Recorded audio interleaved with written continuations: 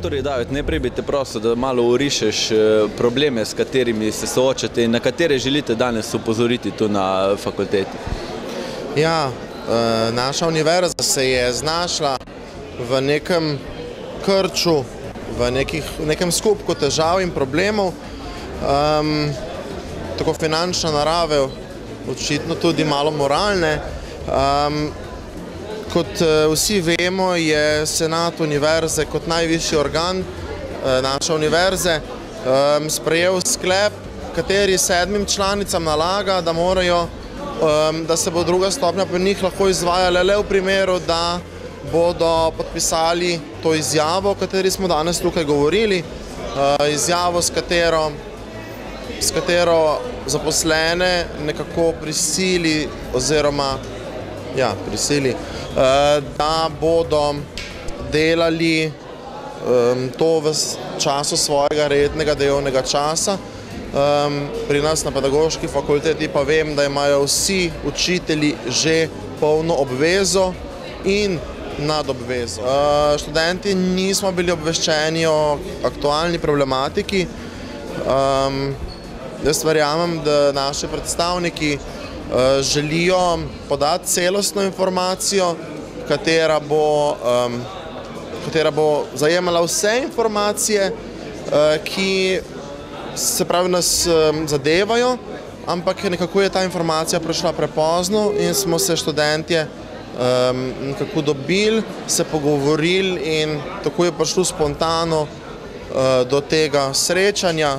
To ni protest, to ni štrajk, ampak to je neko tako srečanje, kateri prijazen, prijeten način. Želimo opozoriti, da nam ni vseeno, da na tak način neka univerzitetna srednja pač ne mora delati. Takšni ukrepi bi seveda pomenili dokaj okrnjen študij, predvsem na drugi stopnji. Morate vedeti, da jaz prihajam z pedagoške, z oddelka za razredni pouk. Če se ne vpišem na drugo stopnjo, sem po prvi stopnji pomočnik učitelja v 1. razredu, kar v realnosti bomo rekli, da ne obstaja. Tega profila v šolstvu ni in enostavno meni ne preostane drugega, kot da nadaljujem študij na drugi stopnji. Se nam zdi, da če smo začeli študij na neki poti, ga bomo tudi dokončali, da bomo polno kompetentni za delo, katero smo se odločili.